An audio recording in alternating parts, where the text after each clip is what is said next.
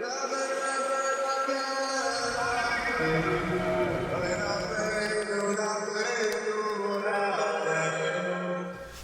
welcome everybody. We are back and ready to go. This is Torah Samech Aleph 61 in Likutei Moharan, and this is our second shir in this Torah, which has some incredible, amazing life lessons in it. And we're gonna be still at the beginning, and we'll continue following some of the things we started last week. But some new things may come up also here. So, Mitzvah Hashem, we'll get through some amazing stuff. Looking good, everybody. I have to say, I like this Microsoft Teams. This is a nice layout here. Wow, okay. Nothing against Zoom, I'm just... Okay, so here we go. So, first of all, welcome everybody. Welcome. We have a few people here in person, we have a bunch of people online, and we are going to do our best to do some awesome stuff. Okay, here we go. So we started this Torah. A couple of interesting tidbits that are fantastic. So it starts off with a quote from the Idra Rabbah of the Zohar HaKadosh, which says, Chadi Rabbi Shimon va'amar. Rabbi Shimon became very happy. And he said, Hashem shamati shimacha yaresi. Hashem, I heard your message. I heard your call, your message, and I was fearful, I feared. So this is quoting Habakkuk HaNavi, the prophet Habakkuk. And so the Medrash says about him that he was referring to, what did he see? He saw Rabbi Akiva. And what did he see about Rabbi Akiva that caused him to have this fear? Is that he saw the 24,000 students of Rabbi Akiva that died. Because, why? Because they were not... whatever the lashon is, kavod chad l'sheni, they did not give honor, respect to each other, however it was, right? And so this is the statement that's opening this Torah, is being fearful, seeing a situation where you have these great people who are not together, they're not respectful, they're not united, there's something holding them apart. This caused the Navi, the prophet, to step back in fear. So what was Reb Shimon's response to this? But by us, anan b'chavivusa talya milsa. By us, everything is dependent on love. Meaning, the whole chevra of the Chevraya Kedisha, the holy congregation of the followers of Reb Shimon, they were in a different space. He was not worried. He was besimcha. Chadi Rabbi Shimon means he was besimcha. Why was he besimcha? Because he saw we are not separated like this. We are not in this state where we're not giving cover to each other, where we don't have love between us. This was such a problem that 24,000 people died. We don't have this. Anan b'chavivusa talya milsa. Thank you. By us, it's all about love. It's all about love, right? I feel like there's a Beatles song here somewhere. All you need is love. That's it. All you need is love. That's Lavdil, what Reb Shimon said over here. So, why am I saying this? Because we're going to see later on in the Torah, it's going to come to this a little bit. But Reb Shimon, there's a big difference over here. There's a problem being disconnected, and we're going to see this going through the Torah every step of the way, being disconnected. But Reb Shimon said, Anan b'chavivusa talya milsa. Very special statement. So there's a tradition in Breslov, by the way. So that the word anan, which is aleph nun nun, it's an Aramaic word really. Anan is Rashi Tevis for Anshe Nachal Nevea, which refers to the people of the flowing brook. So Rabbi Nachman is called Nachal Nevea Mekor Chachma, right? The brook, the stream, that of a flowing source of wisdom, an ever flowing source of wisdom. This is like so you see many of the places in Breslov are called, like there's shuls that are called Nachal Nevea Mekor Chachma, Nachal Nevea. There's Sfarim, they're called Nachal Nevea. This is like one of the nicknames of Rabbi Nachman is Nachal Nevea. So a tradition in Breslov that Rabbi Shimon says, we are united. We're all about love. Anan is Anshe Nachal Nevea. This is how a Breslever should be. We should be united by Achdus. And Achdus, we'll see, and the very end of this Torah is going to bring it back, is one of the keys to all of these, to this whole thing that we're doing over here.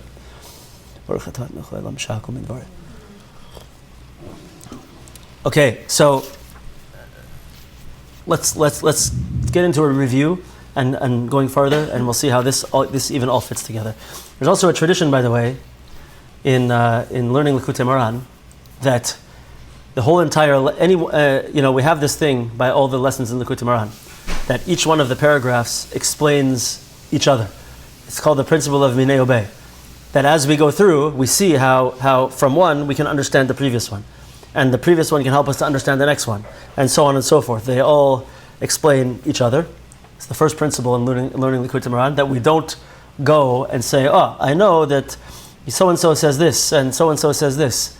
Rabbi Nachman encoded the deepest understanding of this Torah within this Torah itself. Right? There's a further tradition that the whole entire Torah, this whole lesson that we're learning, is all even more so encoded within the first paragraph. In other words, the first paragraph really, in a bigger sense, contains the whole rest of this entire lesson within it.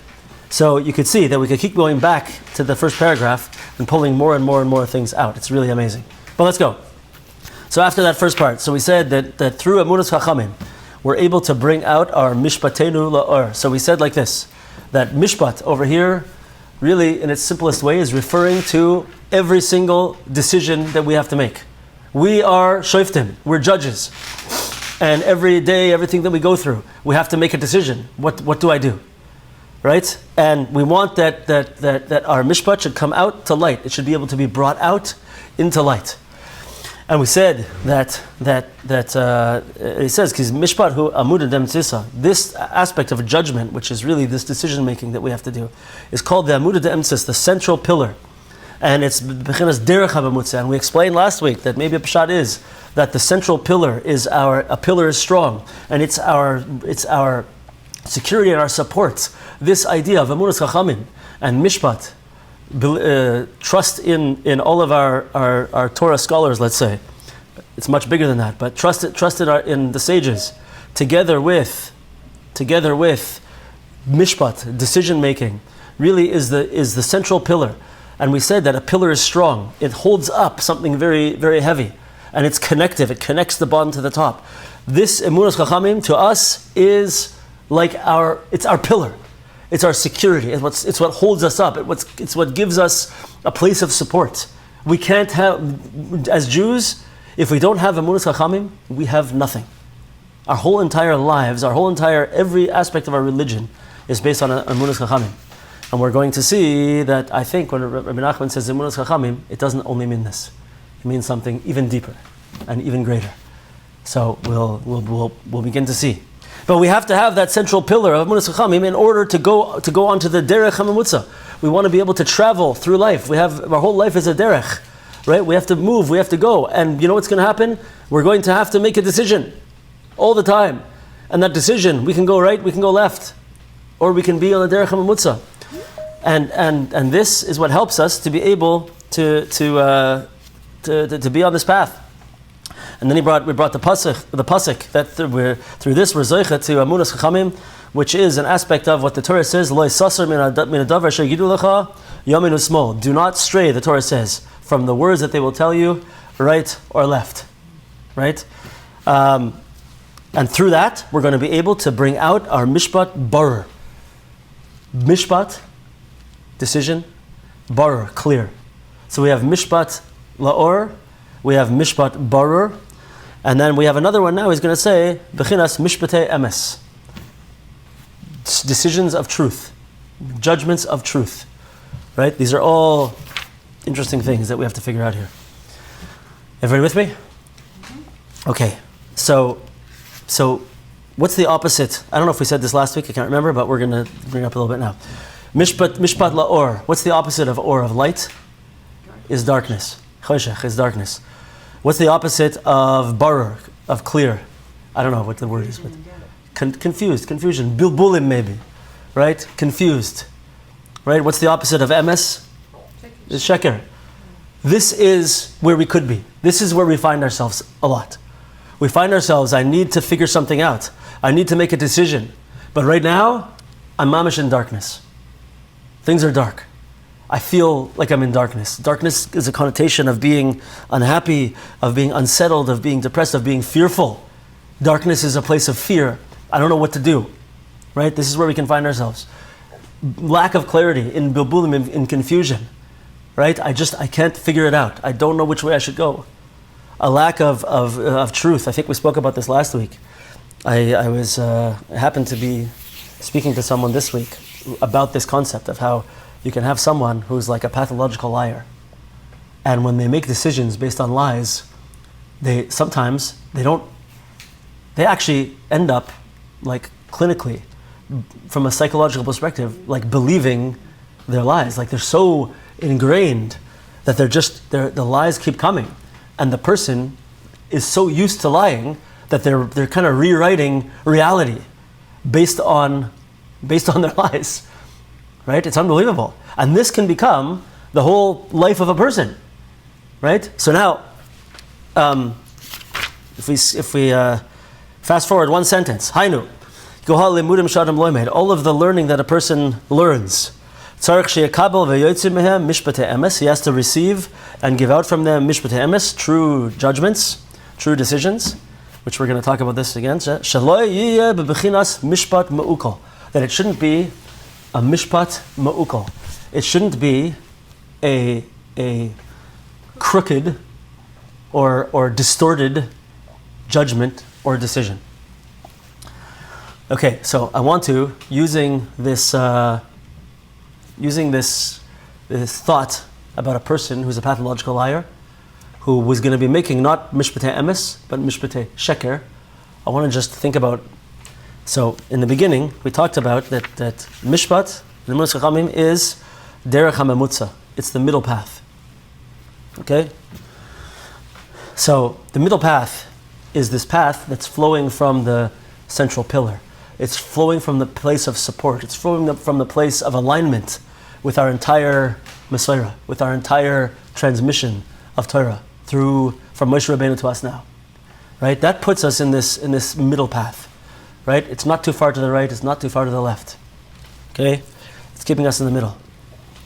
So what happens when I make a decision, when I make a mishpat that's not emes, or that's not or barer, but rather it's sheker?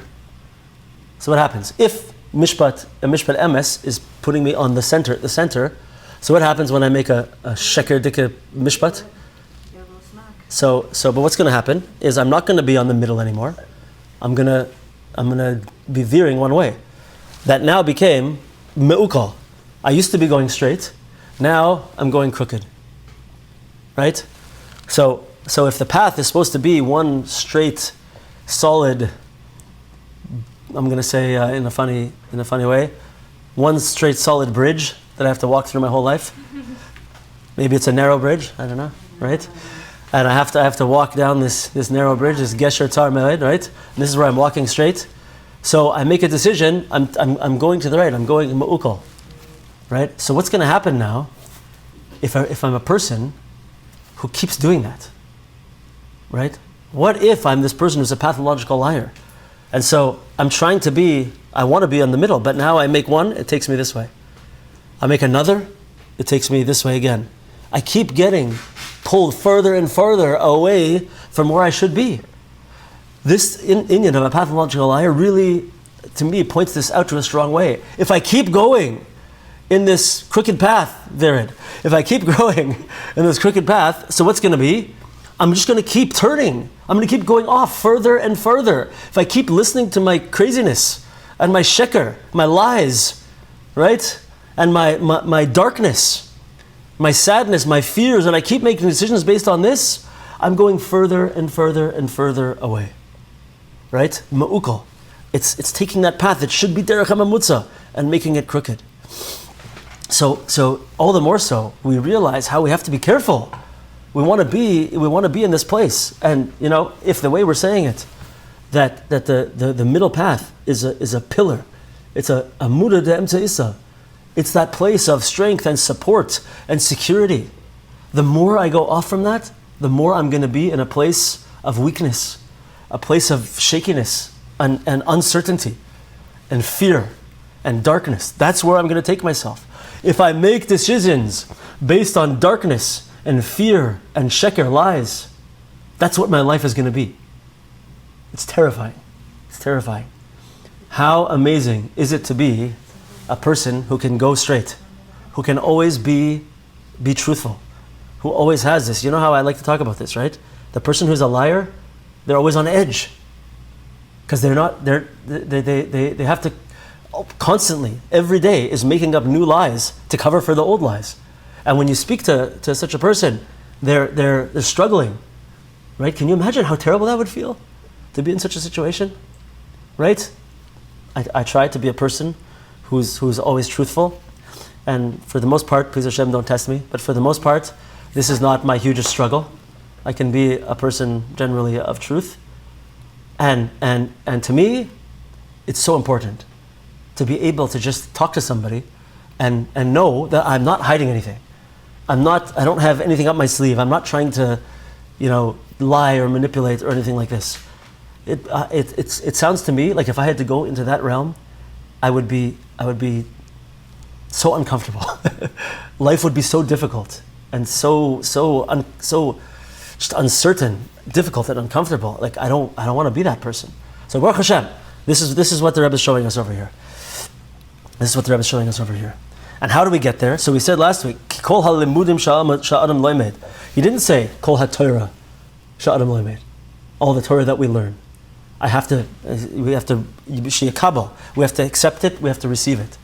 He didn't say all the Torah. He said Kol halimudim. And then in the very next sentence he says again, Dainu sheyakabel v'yilmad mikol halimudim sheloimed. We have to accept, we have to receive and learn from all of the limudim sha'adam loimed. It's a strange lashon to say these words over and over again. Not just say it. From Kol HaTorah sha'adam loimed, you have to, right? That's what I would think. All the books, right, that we're learning over here. This is the emunas chachomim. I have to learn the Gemara, learn everything, and from what I learn, I have to take it in, right? So we said last week, a big chiddush, that maybe limudim doesn't only mean the Torah books that I'm learning. Maybe this is teaching me that every aspect of my life is a learning experience. Everything I go through is going to be a learning experience. And I have to be mikabel from it. I have to receive from it. I have to, a better word in my opinion is, I have to accept it. I have to accept it and take it in. So, let's follow this path again, because this is going to get awesome, right? So, by the way, Dabrowski over here told me last week, I think, 2 weeks ago, I don't know, 3 weeks ago, whatever it was, fail. What does fail stand for? I think he said first attempt in learning. Is that it? Yeah? First attempt in learning. Fail. Right? So we go through life and let's say we even have gigantic failures. So what do we do? What do we do? Do we go crazy? Do we go, what are you saying, Sandra? Get back up. First attempt in learning. That's right. That's it. Right? First attempt in learning. So I failed. Do I get depressed? Do I allow it to knock me down for 2 weeks because I'm so upset about myself and I want to just lie on the couch and eat chocolate? You're getting a peek into my psyche right now, by the way. I love chocolate, and very often I wish I could just lie on the couch. Right? So, but I don't want to. I can't do that, even though I might sometimes. But I shouldn't do that. Rather, I got to get back up and keep going. Why? Because I have to see. Well, this I can't let this knock me down. That's the first thing. And I'm going to try to learn from it. We say sometimes this famous story that is written. It's in Likutei Moharan, one of the historical accounts from Breslov. That one time Reb Nosson was walking. Right, we told this a few times. With one of the other Talmidim, past a house that had burned down. In the old days, it was pretty common that houses burned down because everything was made of wood, and in their wood houses, everybody had fires going all the time. Right, so it was relatively common. And he saw that there was a person there who was digging through the rubble to try and find his valuables, whatever, maybe where's my menorah, where's my whatever that could be found in such a place. And the one Yid said to Reb Nosson, he's like, oh, Nebuch, like this poor guy. And Rav Nosson said, "Oh, I think we can learn something amazing from this person." Right? His house burned down, and what's he doing? He's looking for the treasure in what burned down. In what happened, he's looking to find the gold, the silver, something that I can take from that and use it to build. So my learning from my mistakes, that's one thing. But everything that happens, what about, this is where it gets awesome, what about my decisions? What can I learn from my decisions? If I'm able to see that sometimes I make my decisions and I know when I do it, based on, not on emunas chachomim, but based on being pulled to the right or being pulled to the left, right? In general, pulling to the right means I have a desire for something, maybe a physical desire for something, some type of physical pleasure, I'm being pulled to the right. Maybe it's I'm being pulled to the right because I want money. I'm making a decision based on money that I wouldn't make it the same if money wasn't the factor. Maybe I'm being pulled to the right with because I want to fit in. I want people to like me and I want to be right. Or on the other hand, maybe I'm making, and those are all going to be flawed decisions. You know, they could sometimes be ingredients, but in general they'll be flawed. What if I'm going the other way? What if I'm making a decision going this way because I have a relationship with physicality that's to the left? In other words, you know, I like let's say for example, you have a family, and one person in the family, let's say the authority figure in the family, is struggling with something. Let's say that they are they're very tight with money, and not only that, they have a negative relationship with money. So money gives them anger, money gives them stress, right? So for them, it's a strong point, and they want to be very controlling of money. They want to, and they get very upset. So in that house, that person goes to the left all the time. And when somebody in the house spends too much money on something, right, they will lose it. And they'll be filled with anger, and they'll scream, and they'll yell, and they'll. So that's all the left side of withholding and controlling, put into a unhealthy person, right? Too far to the left, right? Somehow, somewhere, there's a balance with money, where you're not buying sports cars all day, right? And you're not yelling and screaming at people and locking them away because they spent. You know, I once knew of a person, I've heard this a few times from different people, but where they would have to go shopping, and the spouse would go shopping, and it was a lady. She would go shopping, grocery shopping, and she would have to come home and show the grocery list to the husband.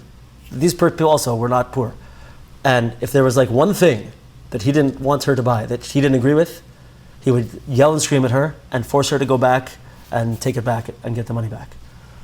Right? Like this is absolute control. It's terrible. But that is a use of the left side of tzimtzum, gevura, restraint, strength, which is supposed to be my personal inner strength, not my exertion of strength onto other people. Right? And using it in a negative way. So I can make decisions like this. This guy is going to continue to make decisions based on this. What's going to be with this guy? So he's going to end up divorced or in jail. His kids are going to hate him. It's the way it's going to go. He might end up, dying from a heart attack because he's too stressed out. Whatever it's going to be. That's the consequence of all of the things that he's doing, right? And the right-hand person is going to be the same thing. If you keep spending money, it's going to be gone. You're going to have gigantic debt. You're going to be super stressed, right? And you're going to have a whole bunch of junk that you don't need all over the place. And they're going to be calling you. You're going to get these phone calls from loan sharks all the time. What's going to be? It's going to be terrible. And too much drinking, too much eating, too much. You're going, and you keep making the decisions. They all have consequences, right? What if the first time I made such a decision, and I thought in my mind, what would Chazal tell me? What would Pirkei Avos tell me? What would the Baal Shem Tov tell me? What should I do? What if, right before I made that decision, I thought like this? And in my mind, I said, you know what? I know what they would tell me to do. But you know what? I'm doing it anyway. I'm doing it anyway. And then I saw the result of what happened. What if I looked back at that and I said, you know what? I'm going to try to be, I see things didn't go well. You know, I was the left-hand guy. I screamed at my wife and kids, and now they're not talking to me, and nobody's happy in the house. It feels like a terrible place, right? I'm going to look at that decision that I made to be like that. And you know what I'm going to do? I'm going to be humble, and I'm going to be makabel from it. I'm going to receive from it. I'm going to accept that I can learn something from it. I'm going to kol halimudim sha'adam lo ymed. I'm going to learn from that. And now I only went once to the left. It's not too far to get back, right? Tshuva, it's not too far to get back. But if I keep doing that, and I'm never makabel, and I'm never loimdim sha'adam loimed, I'm not loimed from the limudim. I'm not giving myself an opportunity to learn from that decision. I'm just going to keep going and going and going. I'm never getting back, right? It's too far. What if I just didn't have, that night I had too much to drink? And you know what I see? I see that like people were upset with me, and I woke up late the next day, and I couldn't think, I couldn't focus, and it's it really got someone upset with me. What if after that first time, I said, you know what? I think I should learn something from that. And I decided, and I made one little thing that way, and then I came back. Because what if I go this way, and I have too much to drink one night, and then another one, too much to eat, too much spending, too much this, too much that, right? I'm gone. Mishpat ma'ukal is making me crooked, and crookeder, and crookeder, and crookeder, and I'm going far away from the derech hamamutza. I'm gone. I'm done for. Right? So kol halimudim sha'adam lo ymed tzarich sheyikabel v'yoytzi mehem mishpatei emes. I have to pull out from them. Right? That was a place of confusion. That was a place, that's where I made the decision. Where was I? I was either in darkness. I was sad and fearful. I was either in confusion, where I just was mavubal. I was confused. Right? I didn't know which way to go. Or I was in a place of sheker. I was just full of lies because I didn't want to deal with it. I wasn't strong enough to deal with what I had to deal with. And so from that place, that's where I make a mishpat mu'ukal. That's where I make that wrong decision. And it pulls me that way, and it pulls me that way, and it pulls me that way. And I'm gone. So now we look back at the words that Rabbi Nachman said, and we see something very sweet that's coming out from here. So what's yoitzi mehem? I have to bring out from them. I have to take those places where I was and those decisions that I made, and I have to take that place of darkness, confusion, and bring it out into light. I have to get out from that place. I have to take my decisions from there and now bring them out into Or. But now, not only that, what if, this is my own chiddush here, you don't have to, you know the drill, right? I'm not saying Rabbi Nachman, I'm saying what Rabbi Nachman's saying to me, okay? You know, but what if Yotzei mehem mishpatei emes? What if that means that that's the way I'm going to get to mishpatei emes? In other words, only by having experiences that I can learn from, am I going to be able to pull out light. Only by going through where I made a mistake, and I see what happened to it, and now I'm makabel. I'm accepting, I'm learning from it, I'm taking from it. Now I can be yotzei mehem, I can take out from it a lesson. I can learn something from it, right? Like the guy with the burned down house, right? That's not really a good analogy. But you know the analogy of the what's it called? Of the tzaras. This is a perfect analogy of the house, right? So the Torah tells us that there's different ways that tzaras, skin affliction, whatever it's called in English, I don't know. We're calling it tzaras. Leprosy, the spiritual leprosy. How does tzaras affect us? So it can affect us on our skin, right? But it can affect first the house. And what happens when it affects the house, right? Is you have to, if it's real tzaras, so you have to tear it down. And so the way that the story goes in the Torah is that this happened, and when they tore down the walls of the house, they found that the previous inhabitants, I guess the Canaanim, I'm not sure what it is, they had buried jewels within the walls of the house. And it's through tearing down the walls of the house that they were able to find the valuables. They actually, from that place where they broke down, they actually found the valuables. So that place where I have a place that's going to be called for me one of my future limudim, one of the places where I can learn from. Why? Because I failed.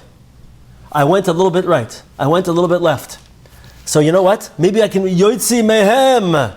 Now, mishpatei emes. It's b'davka from them that I'm going to take out mishpatei emes. Right? So this is like such a principle. And it fits together with so much of the Torah of the Baal Shem Tov and the Torah of Rabbi Nachman in particular.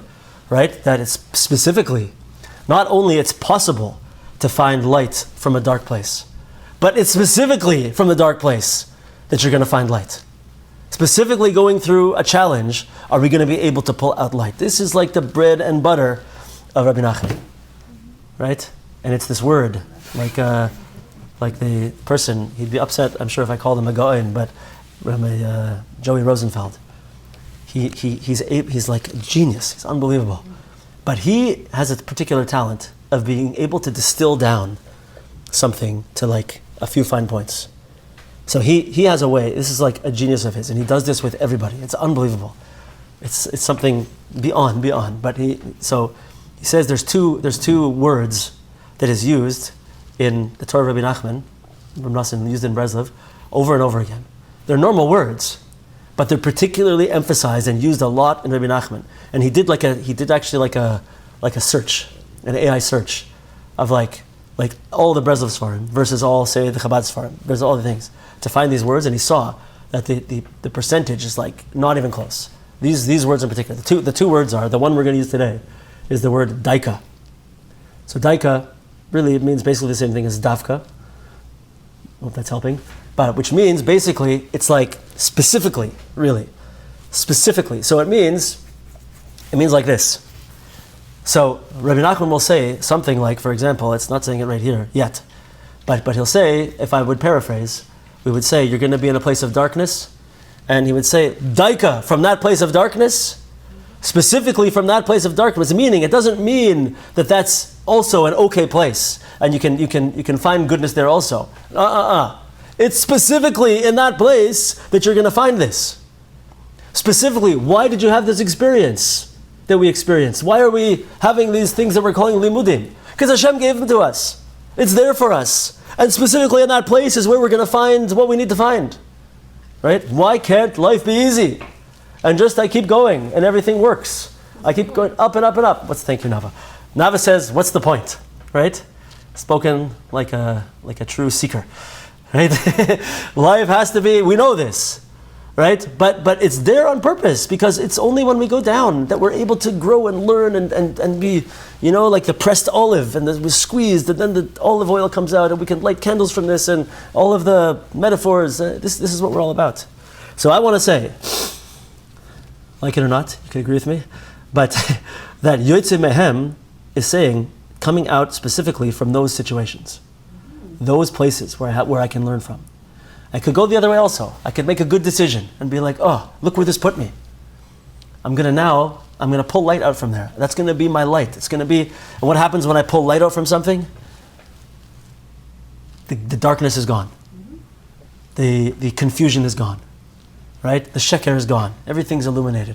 So when I can take those things and be yotzei mehem or, yotzei mehem emes, yotzei mehem mishpatei barer, clarity, right? I'm setting myself up to have vision, to have light, to have clarity in my life, to be able to make good decisions. The shakran, the liar, who continues to lie and lie and lie, they're not only are they going further away from the center, from the middle, but you know what that means? They're getting deeper and deeper into confusion, into darkness, and into lies. Deeper and deeper into it. It's mamish terrible. Let's keep going. So we have to take out from everything that we're learning. Mishpatei hanhagas. So now it comes down into a fourth stage, which we're calling Mishpatei Hanhagas. That means that Hanhaga means the way that I conduct myself in the world. How do I behave? How do I live? I remember Vered had a word for this last time.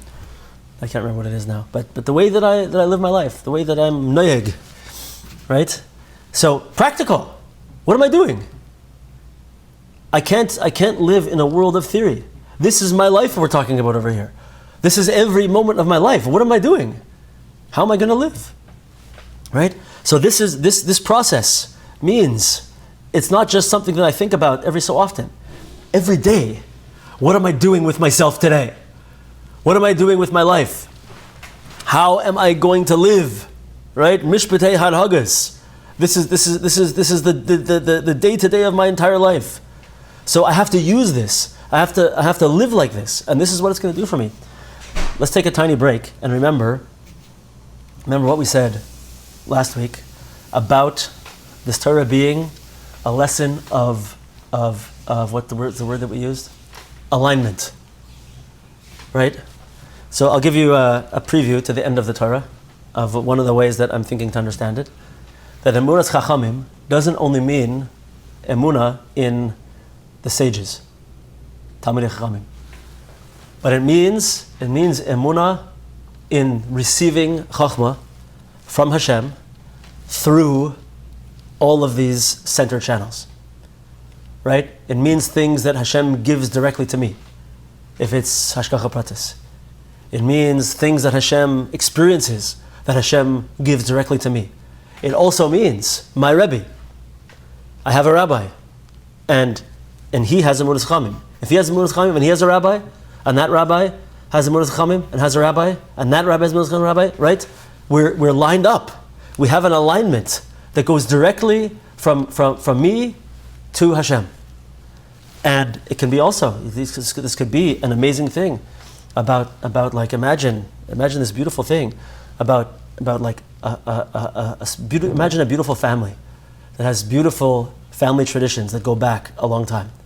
And imagine like a Jewish mother and a daughter, and she has a mother who is this, who is support and security and emunas chachamim and emunah in Hashem, and she is a path, and she is a channel of wisdom, of chachma, and her mother was a channel of chachma, and her mother was a channel of chachma, and her teacher was a channel of chachma. Right? It's an alignment that is pulling down clarity, pulling down wisdom, pulling down the way to live. Right? So this whole thing that we're talking about, maybe emunas chachamim, I know it's not the exact right words, right? Doesn't fit exactly in the Hebrew language, but it's sages, chachamim. Maybe it's also like wisdom and different ways that chachma comes down to me, different ways that I receive it. It's an alignment. So, and whenever I do this, whenever I do this funny business and I go to one of those sides, I'm pulling myself out of that channel and alignment where I can receive wisdom. I'm getting out of that channel, and it's ruining me, right? So if I'm in this situation, and so when I'm channeling that down, now, once again, it's my whole life. It's everything that I do. It's my behaviors. And remember, we said last week what we always say about emunah. Emunah by us is that I live with Hashem. I don't believe in Hashem, right? I believe in gravity. Let's say, I don't know. It's a bad example. I don't know. I believe in something that okay, I'm not sure, so I believe. Emunah in Hashem is I live with Hashem. I live with Him. He's part of my existence. And so when I'm channeling down, when I'm aligned with emunas chachamim, and now my decisions are coming from that place. I don't know if this works for everybody, but it works for me, right? I'm aligned, so I'm like downloading wisdom, and it comes to my decisions, and then it causes me to go straight, because that's my decisions. It's like a downloading. That's the emunah demtzisa, the central pillar, right? I could picture these things in my mind. There's a pillar.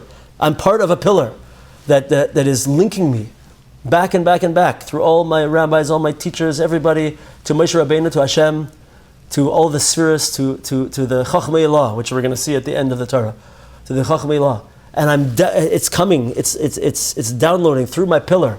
And now I make decisions and I go straight on the derech hamamutza, on the center path. And this is a life of meaning, a life of security and happiness and emunah, a life of meaning. A life of meaning. Right? This is what it is. So I really want to fast forward now. Okay, we got a few more minutes. So let's keep going because I really want to get to something. Remind me, please, when we finish this paragraph, that we have to talk about a life of meaning with regards to the next part. Okay, please, I don't want to forget. Okay, so what does it mean to have mishpatei hanhagas? Sheyeda eich liznaheg hein la'atzmai. So a person has to know how to govern themselves, how to behave, both to oneself, hein la'acherim shemiznahegim lefi daitai. So too, to anyone else who is within my reach, let's say, within my sphere of influence, that looks to me for guidance. Who look to me for guidance, for knowledge. Every single person according to their own situation. According to the authority, leadership aspect that they have. Yeah? Whether it's a lot of people or a small amount of people. This is where this plays out. So what's the Rebbe telling us over here? So just, I think he's telling us a few things. But first of all, it goes exactly together with the way we're understanding this concept of alignment and this concept of being a channel, right? Because if I'm a person, I have me, but then I have people who come to me for advice, come to me for guidance. Maybe we have children. Maybe we have friends who look to us, right? So the question is, what happens now? Am I downloading and now I'm going to stop here? Or am I I'm not going to use what the wisdom that I have or the wisdom that I receive to help this other person, and they're going to go this way and they're going to go that way, and it's going to be all over the place? No, he's telling us, if I could put something in here, it doesn't say over here, but he's telling us, no, we love each other. I cannot just do this for myself. Right? I have a funny thing. I tell everybody, be careful, ladies, you have to know something. I tell men all the time that I love them. I tell them this all the time. And I would tell it to every one of you also.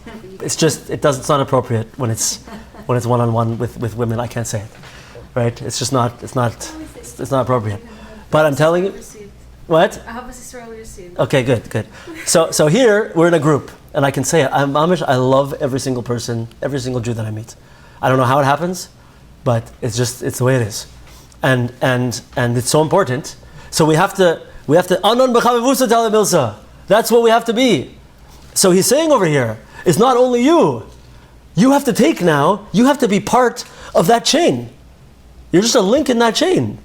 You have to now keep going. And keep that alignment, keep that chain link going down to who's underneath you, who needs your guidance, who needs your advice, who needs your, let's say, your illumination, your chizuk.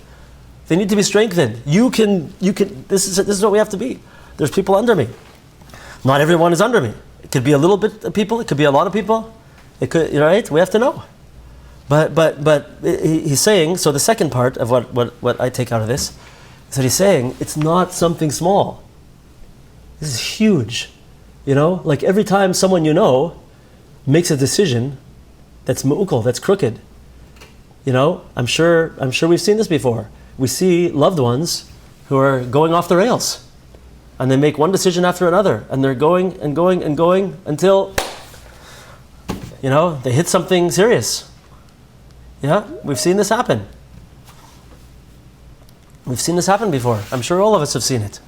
And it doesn't have to be, sometimes it's drastic, right? But sometimes we just see someone going in a wrong path and they're going off to the sides. Okay? I'm not saying, by the way, that we should jump up and start yelling and grabbing everybody and shaking them and telling, you're wrong. It's not, probably won't help. But we should know that this is something we have to be conscious of. Whoever it's possible for me to be a source of hanhaga for, to be a source of chachma for, right? It's important, it's a big responsibility, and it's something amazing. It's something that's based on love, in my opinion. This is going back to the first statement. Anan b'chavivus talim ilsa. We have to care about everyone around us. Yeah. V'chol zeh. So all of this, everything we just said, which is like life-changing, this is our lives. All of this, zoichin ayadei emunas chachamim. We merit to achieve this specifically through emunas chachamim. Through emunas chachamim is how we're going to get this. Shubechinas loy sasor, which means loy sasor, you will not stray to the right or to the left. Va'az yochel lahotzi mishpatei hanhagos yesharis. Then we're going to be able to pull out mishpatei hanhagos yesharis, right? Decisions of behavior and hanhaga. What's the word we're using for that? Behavior and the way I accustom myself. Yesharais that are straight. We're going to be going now. We're going to, if we pull this off and we do it this way, we're going to be on that straight path. Bechinas mishpatei emes sheino noite leyamin usmol. That we're not going to go to the right or the left. Self-governing. Very good. That's a good one. So I like in this Microsoft Teams also, it comes up in an easier way to see. Okay. So yeah, we got still a few more minutes. But what? Yeah. Okay, so we have to talk about meaning. But you know what? Let's jump into meaning. Okay, but if we remember this other one, we'll come back later. So let's go to the next paragraph. Aval kishepoigem be'emunas chachamim. When poigem means to make a blemish. It means when we mess it up, really. Emunas chachamim. Azai nidon biyagias basar. Then we are judged or we are condemned to what's called yagias basar, which we're going to translate like he does over here, because there's not a good way, as wearying of the flesh. Hainu be'moisres. Moisres. So, moisres is like this. Motarot, or moisres as we say. Here, it means, so yigias basar means wearying of the flesh, and moisres means excrement, like the stuff that we expel from our body, right? And why is it called moisres? We're going to see, because we eat something and we take in the nutrients and the stuff that's good for us that we want, and the rest goes out, the way it goes out, right? So, and yigias basar is the aspect of the way that our body has to deal with it, right? So if you're a person who I don't want to paint too graphic pictures over here, but if you're a person who stuffs themselves like crazy and overeats and goes crazy at some time, what happens? Or if you eat food that you know doesn't work in your system, what happens? You feel terrible. Yeah. You might even, if you're a really fat guy, you might start to sweat as you're processing what you're processing. Anyway, it messes with you, and your insides are not good, and right, and it's you could get either one way or the other. The rivers could be flowing too fast or not flowing at all, to say in a nice way, I hope, right? But this aspect of yigias basar and moisres is how we have to deal with these things. But what's pshat in moisres? Moisres means really extraneous things. Extraneous things that are not necessary. This is the stuff that your body doesn't need. Okay? So, moisres lagabe us. So he's going to say in a few sentences, and we'll repeat it next week, but he's going to say, this is a mida keneged mida. This is measure for measure. If you don't have emunas chachamim. Why? Because you treated the words of the chachamim as if they weren't important. They're not necessary. So you now have to face this aspect of dealing with things that are not necessary. But there's a much deeper, amazing way to understand this, and we'll finish with this. And that is that emunas chachamim is the channeling and downloading of our entire mesora into our consciousness and into our behavior. And you know what happens when I do that? Everything that I do and every decision that I make is valuable. It takes that time that I'm spending and gives value to it. You know what I did today? I did like 100 things, and each one of them was valuable. I woke up and I davened, and I learned some Torah, and I called my mother, and I did some chesed. I helped some people, right? Then I learned some more, and then I called my father. I don't know, right? Whatever, all the good things that we could do. And then I worked on some shiurim. I listened to a shiur. I did, right? All these things you can do. Every one of those was a decision, and at the end of that decision was tremendous value. Was something I took that time, and that time now is important. Was valuable. That time added something. That time I'm taking with me to Olam Haba, right? Or I decided to sleep in, moisturize, extraneous. I don't need this. It's not necessary. And then I ate a gigantic breakfast and I stuffed myself and I felt terrible, so I spent time in the bathroom, let's say. I know it's graphic, but I just was a pig. I was a chazer. And I wasted my time on this.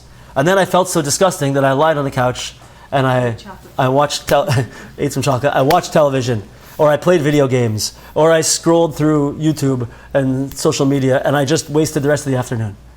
Right? And then, I don't know what else I did. But just think about it. Every one of those decisions is a mishpat me'ukal, is a crooked judgment. And what does it do to my time?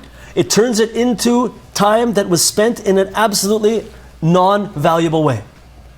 That time became useless. It became extraneous. Those things are not necessary. At the end of my life, I'm not taking that time I spent on the couch with me to Olam Haba. I'm embarrassed about it. Are you going to tell people, what did you do today? Oh, I slept in, stuffed myself, lied on the couch, had no human contact, did nothing good. That was my day. You gonna tell people this? It's useless, it's extraneous, it's nothingness. None of that time has value. So emunas chachomim, living with our mesora, making my decisions based on all of that, turns everything into moments of value, as opposed to moments of extraneousness. So the connection, the Menachem is telling us that we're nidoin b'moisrais, meaning this aspect. There's a secondary aspect to this, but of moisrais. But this aspect of excrement, I'm living a life of excrement. Everything is waste. Everything is wasteful.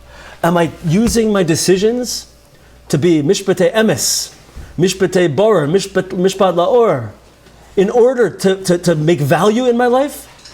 Or am I taking decisions of darkness, lack of clarity, and lies, and making my life wasteful? Am I adding value or am I adding waste? Right? This is the next pathway of this lesson. What am I doing with my life? Am I doing good or am I filling the world with excrement, basically? So just to finish on with 2 minutes of something. So there's a rabbi in Eshet Torah in Yerushalayim called Rabbi Dov Cohen. And he is like something unbelievable. So he has a whole history. He went and tried out all religions. He was a seeker, and he became like a martial arts expert and a meditative expert and all these things, whatever. He looked in all religions. So he wrote a book that I have upstairs, and he says in the beginning, all of the major world religions have like something in common. And that is, what's the goal? What are we trying to do with our lives? Right? What's going to make us happy? This is what his book is about, how to be happy. So he says it's two aspects, two sides of the same coin. It's that I need to finish my life. If I'm going to look back on my life, did I lead a good life? What do I need to see? That either I became a better person, and or I made the world a better place. Did I become a better person? And did I make the world a little bit of a better place in my own corner? Right? This is the difference between channeling our mesora and emunas chachamim and making my decisions, or making my life, every moment of my life, into a place of value. Or does it become a place of waste? Wasted time, wasted energy, wasted life. Right? Something amazing to think about. Okay, we got to finish. Another shiur starting over here now. Any questions or comments?